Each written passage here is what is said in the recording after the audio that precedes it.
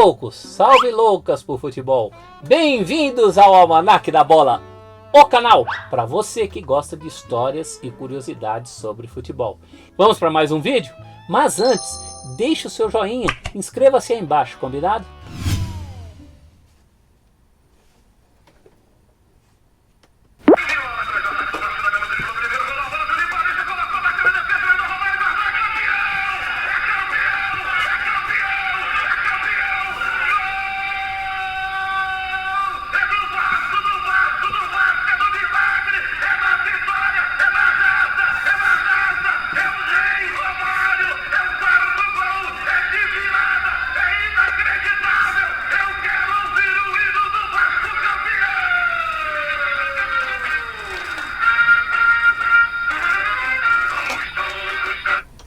É isso que vocês acabaram de ouvir. Há 20 anos, na noite de 20 de dezembro do ano 2000, o Vasco jogava no antigo Parque Antártica contra o Palmeiras, decidindo a Copa Mercosul. O primeiro tempo acabou 3-0 para o Palmeiras, mas no segundo, o Vasco conseguiu a virada para 4-3. Naquela noite, o impossível aconteceu. Vamos todos cantar de coração, a cruz de Malta é o meu. Mas primeiro eu tenho que explicar para vocês o que era a Copa Mercosul. Ela foi criada pela Conmebol em 98 e disputada até 2001. Ao contrário do que acontece atualmente com a Libertadores e a Copa Sul-Americana, os critérios para participação não eram técnicos. Convidavam-se os 20 times mais tradicionais do continente. 7 do Brasil, 6 da Argentina, 3 do Chile, 2 do Uruguai e 2 do Paraguai.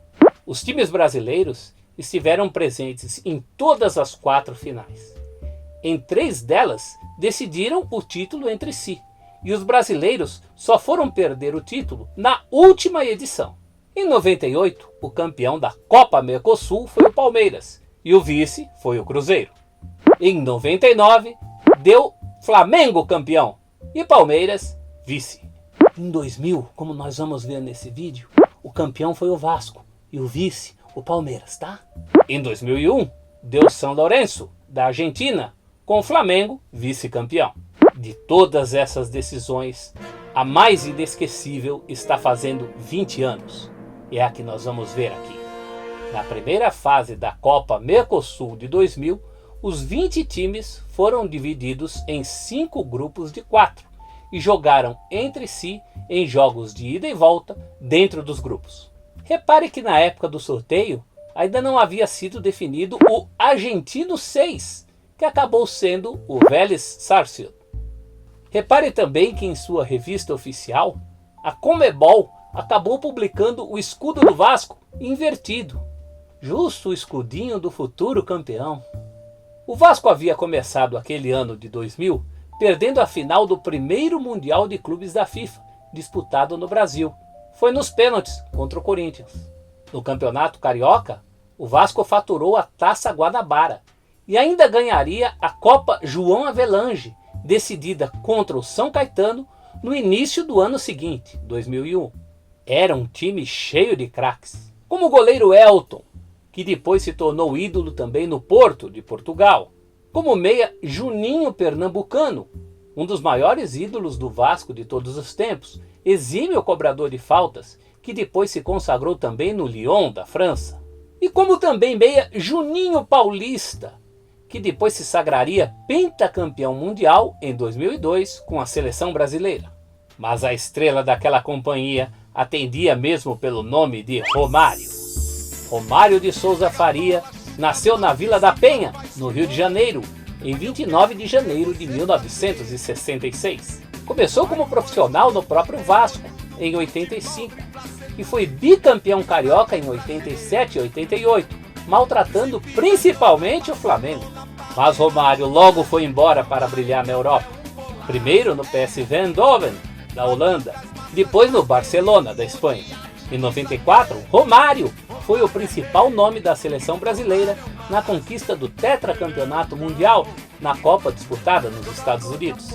Após passagens pelo rival Flamengo, e pelo Valência da Espanha, Romário estava de volta ao Vasco naquele ano 2000.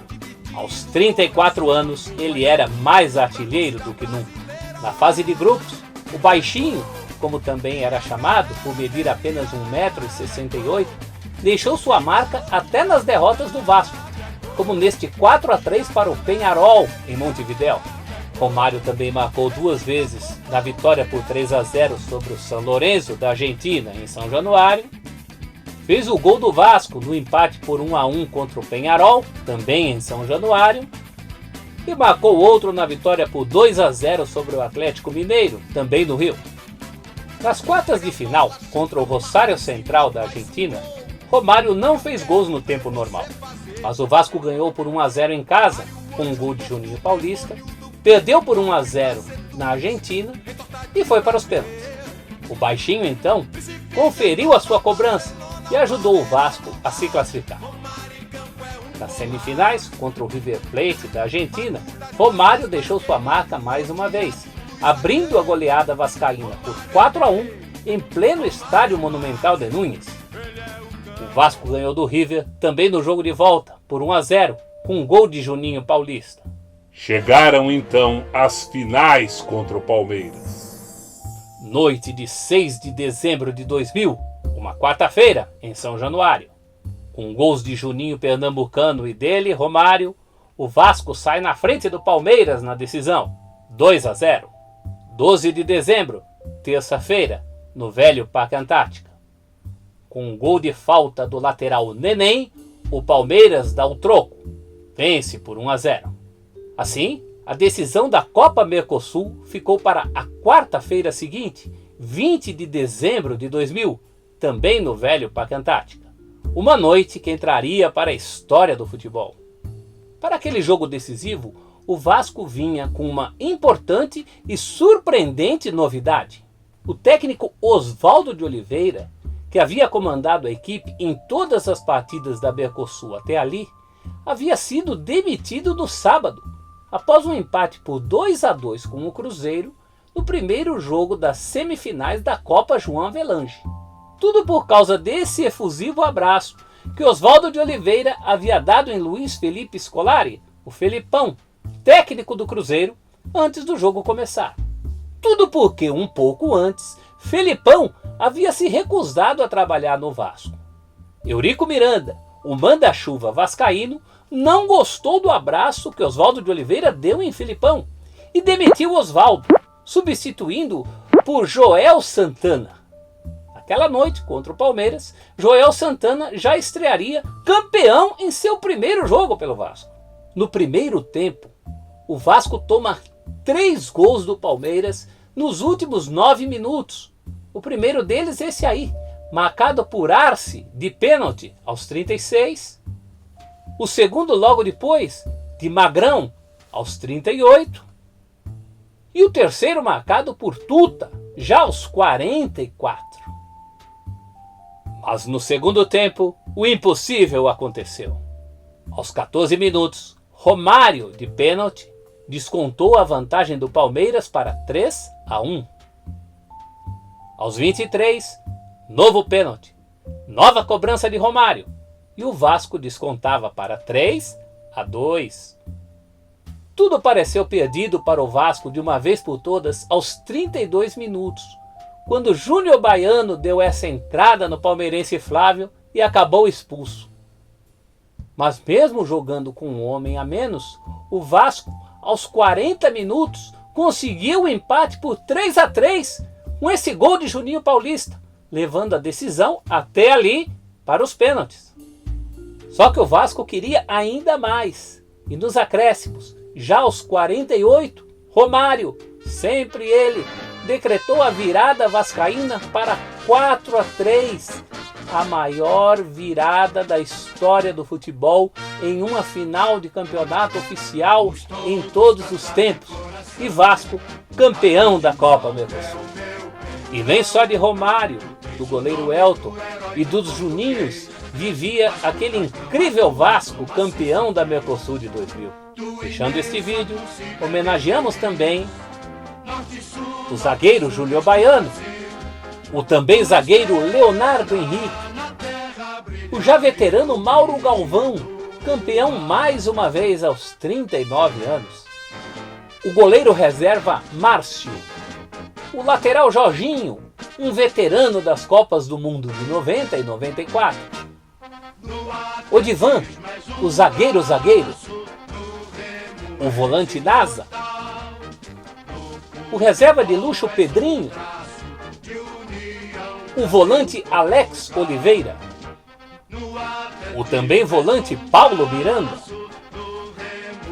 o goleador Viola, o lateral direito Clebson, morto precocemente em um acidente automobilístico em junho do ano seguinte, aos 22 de idade, o lateral Jorginho Paulista e o atacante Euler, que de tão veloz entrou para a história do futebol brasileiro com o apelido de O Filho do Vento.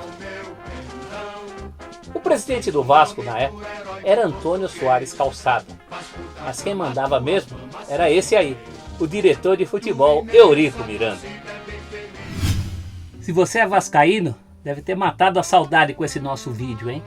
Mas se não é, deixa o seu like, inscreva-se no canal, porque aqui no Almanac da Bola nós falamos de todos os times. Sempre comigo, Celso Zelde. Tum, tum, tum, tum, tum, tum, tum, tum.